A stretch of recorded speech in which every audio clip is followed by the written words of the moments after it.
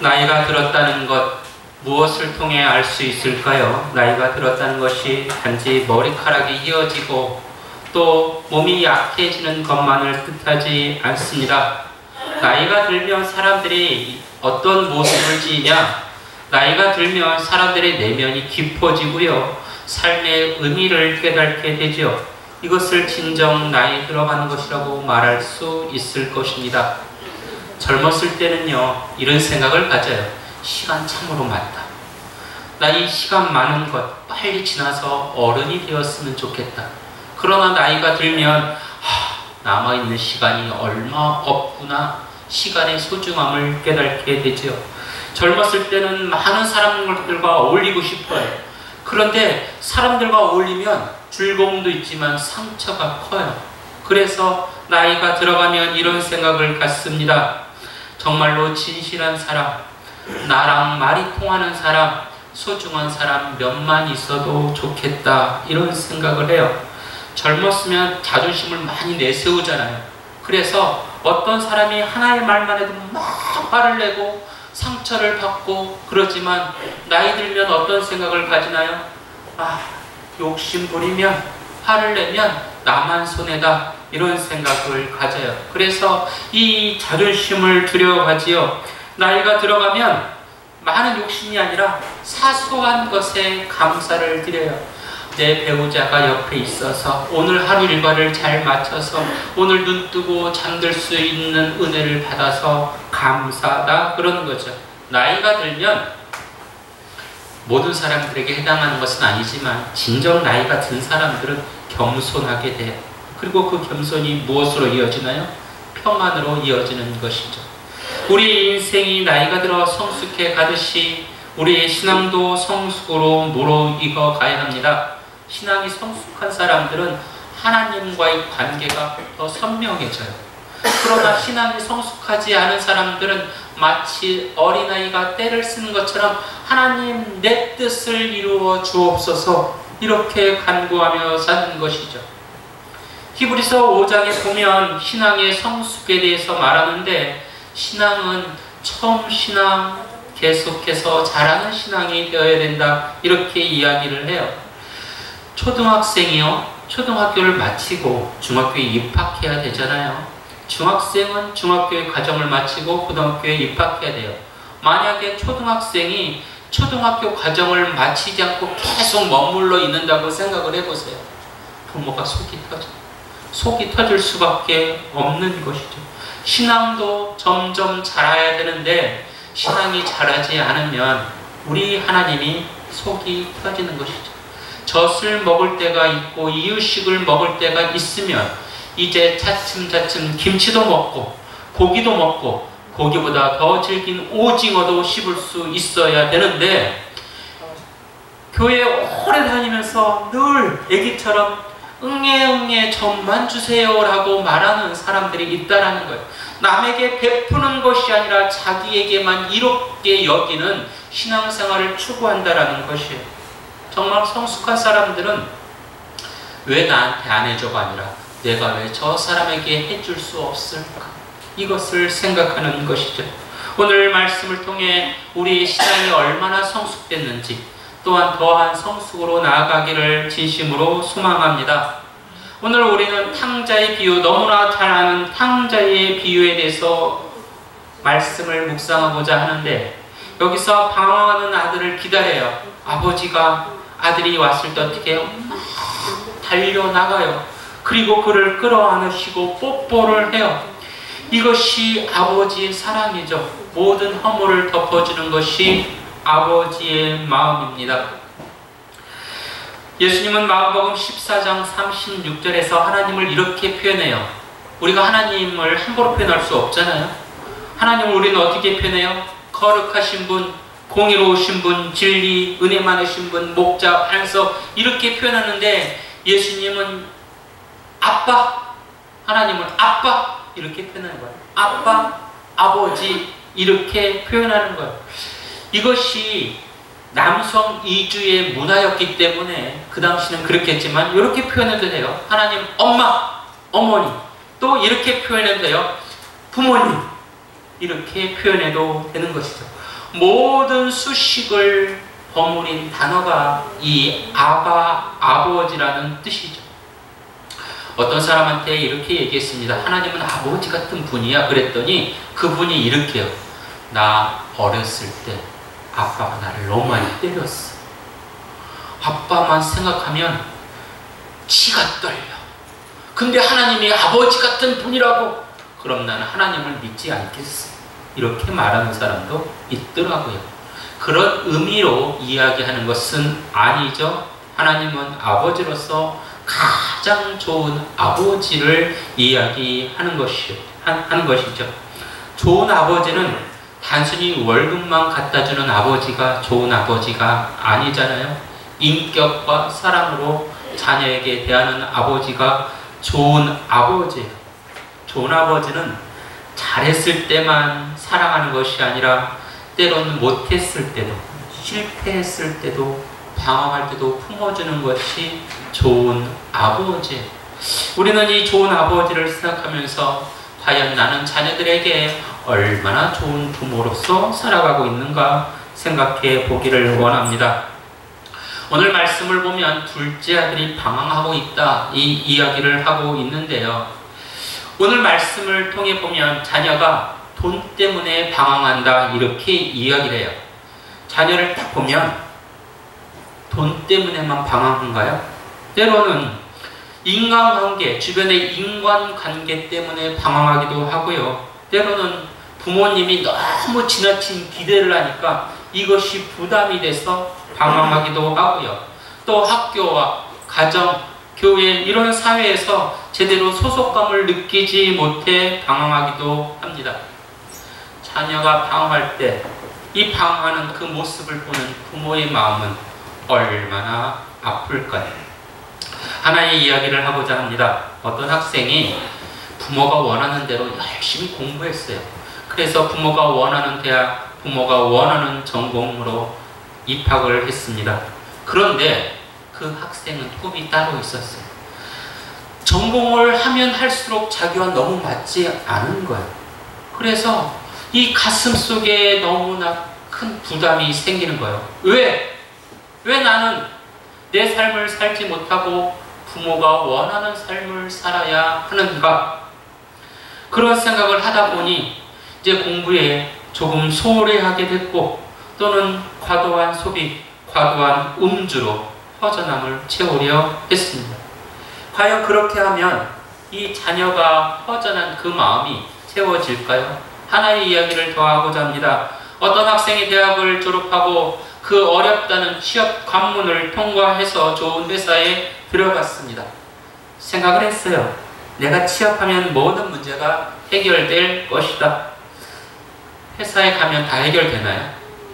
회사 생활 해보신 분은 알잖아요. 직장이 얼마나 힘들어요. 스트레스가 얼마나 많이 쌓여요. 또 그 속에서 비교도 하고 경쟁도 해야 되는 거예요. 너무 힘들어서 이렇게 얘기합니다. 나는 정말 과연 사회생활을 잘할 수 있을까? 불안해요. 그러니까 SNS를 하면서 자기의 허상을 막 드러내는 말도 안 되는 그림을 올리지요. 자녀가 이런저런 모습으로 방황을 하면 부모는 어때요? 마음이 갈기갈기 찢어질 수가 있어요. 그래서 이 생각을 하죠. 왜 제가 방황할까? 내가 잘못 가르쳐서 방황할까? 이런 생각을 하다가도, 또는 다른 생각을 해요. 왜 자기 멋대로 하는 거야? 내 말을 안 듣니까 저 모양 저 꼴이지. 이렇게 말하기도 합니다. 아무튼 부모가 자녀의 방황하는 모습을 볼 때 걱정하는 마음이 들기도 하고, 또 죄책감이 들기도 하고, 슬프고 답답하기도 합니다. 하나님께 기도할 수밖에 없죠.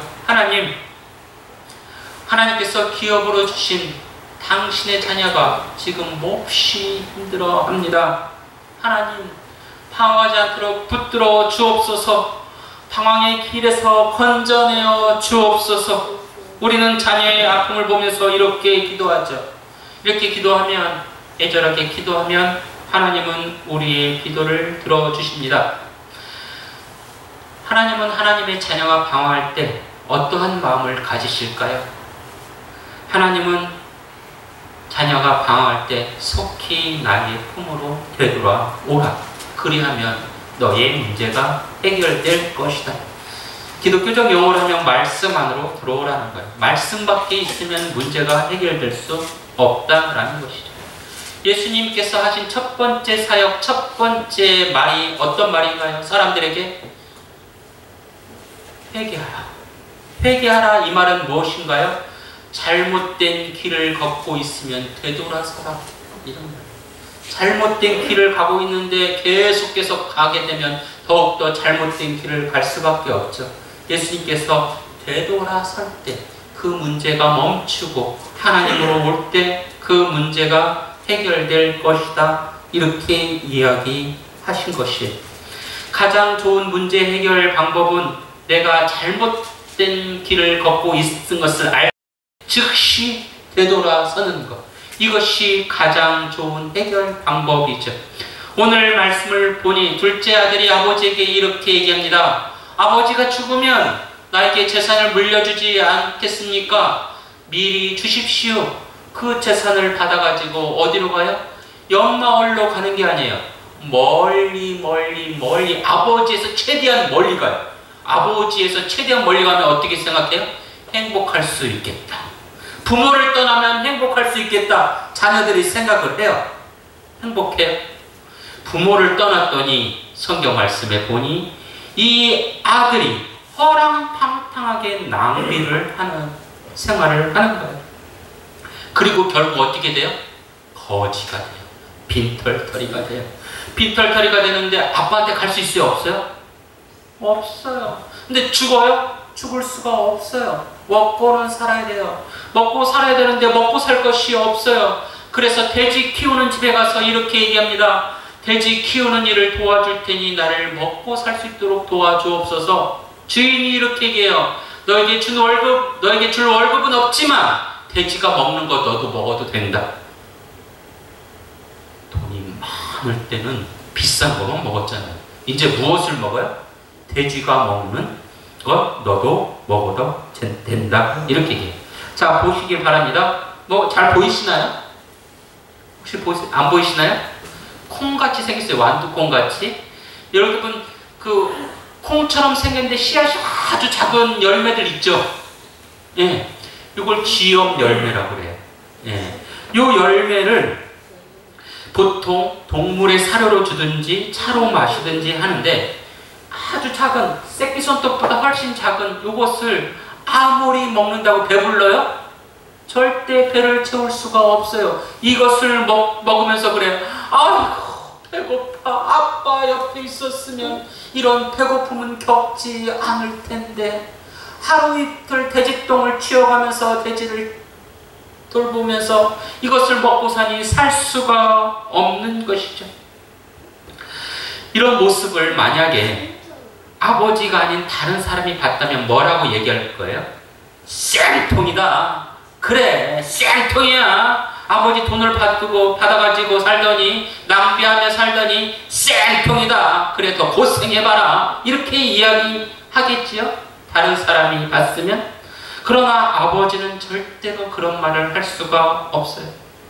불쌍한 내 아들. 불쌍한 내 아들.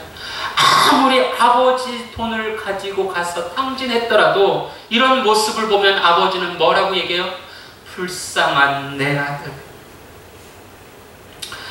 아버지는요, 아들이 돌아오는 것을 바라지만 아저씨는요, 돌아오는 것을 바라지 않아요.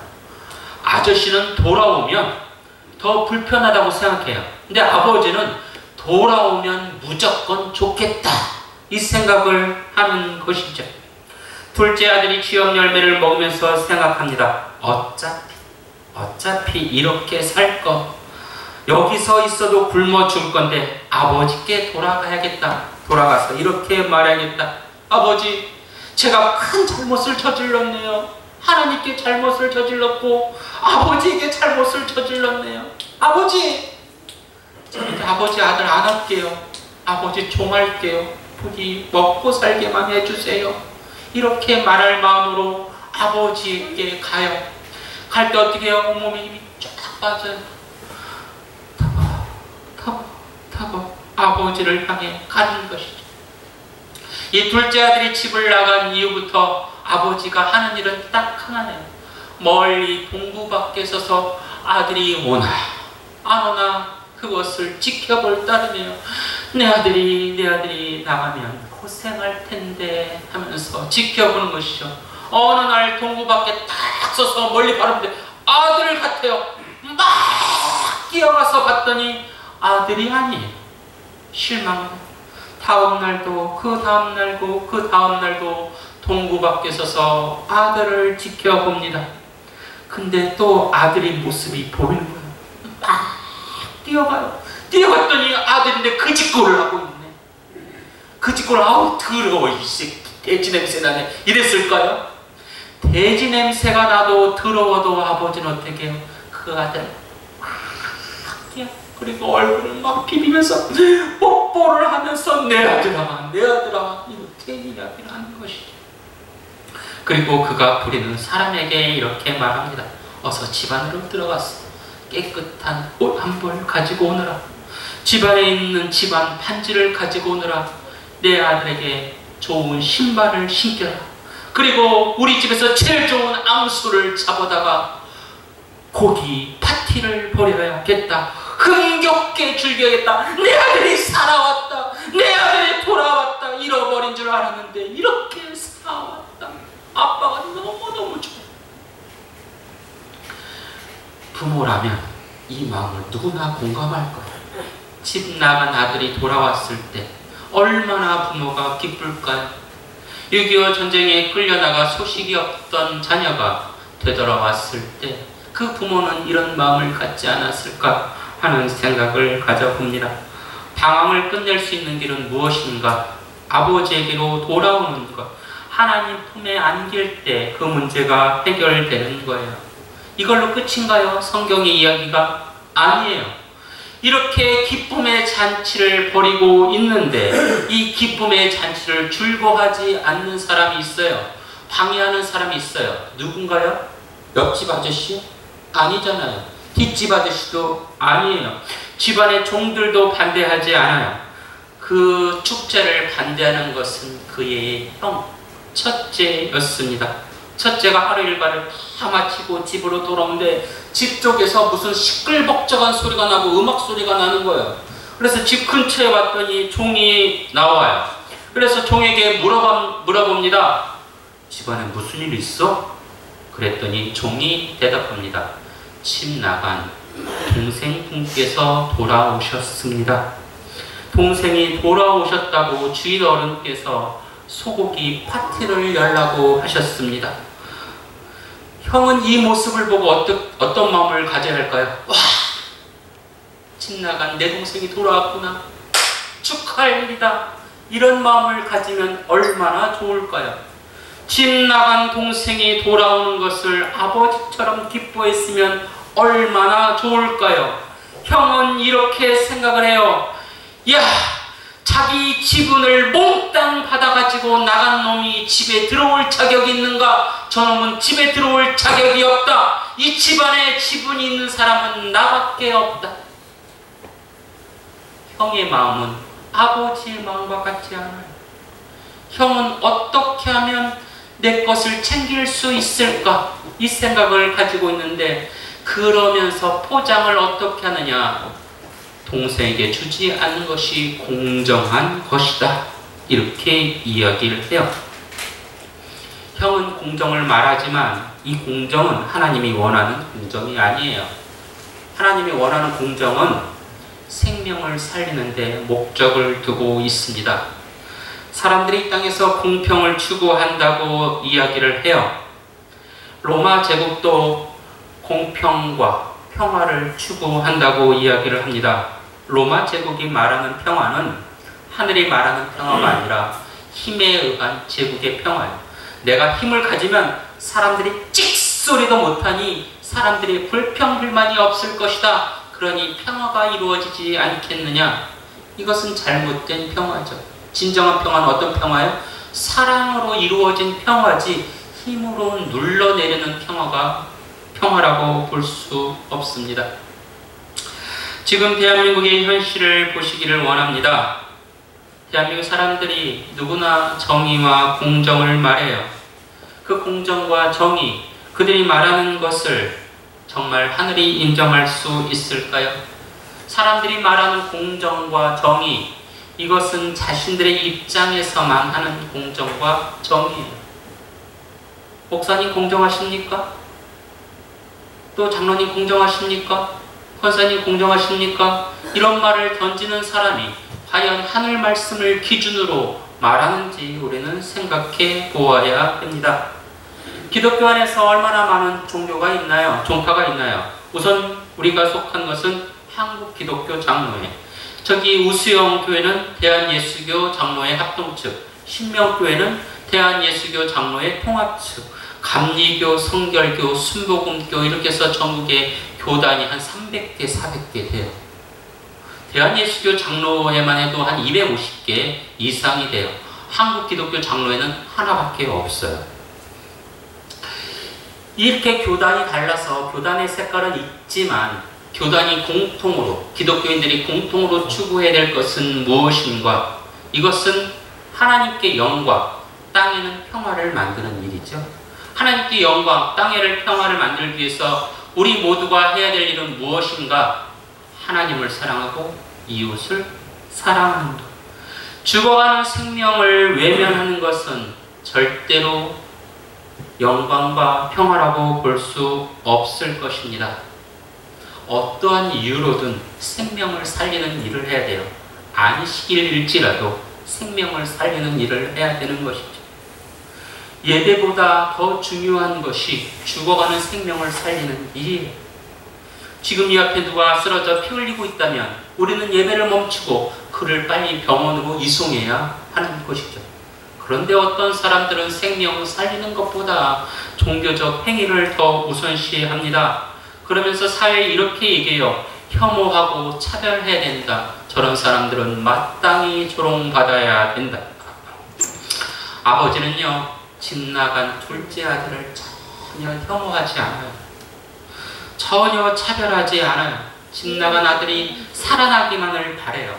그러나 누가 혐오하고 차별하고 조롱하나요? 그 집안에 있는 피가 섞인 형이 동생을 차별하고 조롱하는 거죠. 형은 동생의 생명이 회복되는 것을 원치 않습니다. 자기가 기준을 딱 내세워서 기준 밖에 벗어나면 죄인이다 이렇게 말해요. 기준은 누가 세워요? 하나님이 세워요. 그 기준은 말씀이 되어야 되는데 자기의 생각으로 배우자를 판단하고 가족을 판단하고 이웃을 판단하는 거예요. 자기의 생각을 앞서면 절대로 신앙이 바르게 형성될 수가 없습니다. 이렇게 동생을 조롱하는, 차별하는 큰아들을 보고 아버지는 이야기합니다. 아들아, 아들아, 네가 모르는 것이 있단다. 나는 늘 너와 함께 하였고 내 것은 다 네 것이다. 그러니 지금 둘째 아들이 왔으니 흥겨워하자, 기뻐하자. 네 동생이 다시 죽었다가 살아나지 않았느냐? 오늘 찾지 않았느냐? 아들에게 이렇게 얘기하죠. 하나님이 베푸시는 생명의 기운은 부족함이 전혀 없어요. 마치 산소와 같아요. 자, 우리 여기에 사람이 이렇게 앉아 있잖아요. 누가 탁 들어와서 이 교회 안에 있는 공기 좀 제가 좀 마시겠습니다. 그래요. 그랬더니 어떤 사람이 야, 이거 우리가 마실 거야. 안 돼. 그럴 필요가 없어요. 그 사람이 와서 마셔도 이 공기는 우리가 먹고 마실 충분한 양이 되는 것이죠. 내가 그 사람을 배척할 필요가 없는 거예요. 내 공기니 내가 마실 공기니 당신 들어오면 안 돼. 이런 말 할 필요가 없는 거예요. 하나님이 주는 은혜는 나눠야지 내가 가져야 되기 때문에 내 것이기 때문에 당신은 안 돼. 당신은 우리 부류에 들어올 수가 없어. 성숙하지 않은 사람들은 혐오와 차별을 부추기지만 성숙한 사람들은 사랑을 이야기해요. 자꾸 이 사람이 잘못됐다, 저 사람이 문제다, 저 행동이 잘못됐다 이런 것이 아니라 그 잘못을 덮어주는 것이 진정 예수 그리스도의 가르침이라고 말할 수 있습니다. 어떤 한 아들이 집을 나가서 빚더미가 되었어요. 더 이상 살 수 없게 됐을 때 아버지에게 편지를 보냅니다. 아버지, 제가 너무 큰 실수를 저질렀네요. 저를 용서하신다면 집 근처에 있는 철로 옆에 있는 나무에 흰 수건을 걸어 주십시오. 제가 기차를 타고 지나가다 그것을 보겠습니다. 만약에 용서하지 않으면 수건을 걸지 않아도 됩니다. 수건이 걸려 있으면 저는 기차역에 내려서 아버지에게로 돌아갈 것이고, 수건이 걸려 있지 않으면 기차역에 내리지 않고 저는 아버지께 돌아갈 수 없습니다. 형이라면 걸었을까요? 안 걸었을까요? 안 걸었을 수도 있겠죠. 아버지는 내가 잘못했는데 아버지에게로 돌아가겠습니다. 그럼 어떻게 해요? 수건을 거는 거예요. 수건 하나만 걸을까요? 아들이 못 볼 수 있기 때문에 수건을 100장, 1000장, 이 나무 저 나무에 다 걸어놔요. 근데 아들은 아버지의 마음을 몰라요. 아버지가 나를 용서할까 용서하지 않을까 몰라요. 기차를 친구와 같이 타고 고향으로 갑니다. 집 근처에 왔을 때 친구에게 미리 이야기합니다. 차마 고개 들고 나무를 쳐다볼 수 없을 것 같아. 네가 좀 봐줘 하고 고개를 푹 숙이고 있어요. 그랬더니 친구가 이렇게 이야기합니다. 야, 저기 봐봐, 저기 봐. 수건 하나가 걸려있는 게 아니야. 수건 1000장도 넘는 것 같아. 나무마다 가득 수건이 걸려있어. 이것이 아버지의 마음이에요. 차별과 혐오는 아버지 마음속에 전혀 없어요. 우리는 하나님 아버지를 믿는다는 사람. 그러니 교인들끼리 서로 차별하지 마시기 바랍니다. 혐오하지 마시기 바랍니다. 이 땅에 차별하고 혐오할 사람은 단 하나도 없어요. 우리는 사랑으로 품어줘야 됩니다. 사랑이 아닌 혐오를 이야기하는 것은 가짜 기독교라고 말할 수 있습니다. 신정 예수를 따르는 그 마음, 혐오와 차별을 가슴에 두어서는 안 됩니다. 사랑을 품고 살아감으로 하나님이 약속한 하늘의 복이 여러분 삶에 가득 넘치기를 진심으로 축원합니다. 기도드립니다. 주 우리 아버지 하나님, 죽을 나간 둘째 아들의 말씀을 묵상하면서 아버지의 마음이 무엇인지 다시 한번 생각해 봅니다. 우리가 방황을 멈출 수 있는 길, 문제 해결할 수 있는 길은 오직 하나님 품에 되돌아가는 것임을 믿습니다. 주여 우리의 걸음을 멈추게 하옵소서. 잘못된 걸음을 멈추고 아버지에게로 돌아가게 하옵소서. 이웃에게 나쁜 말을 했다면 용서하옵시고, 이웃을 차별하고 혐오하고 조롱했다면 용서하여 주옵소서. 이제부터라도 예수 사랑을 품고 예수 사랑을 전하는 우수영 제일교회 교인들이 되게 하여 주옵소서. 예수님 이름으로 기도드립니다. 아멘.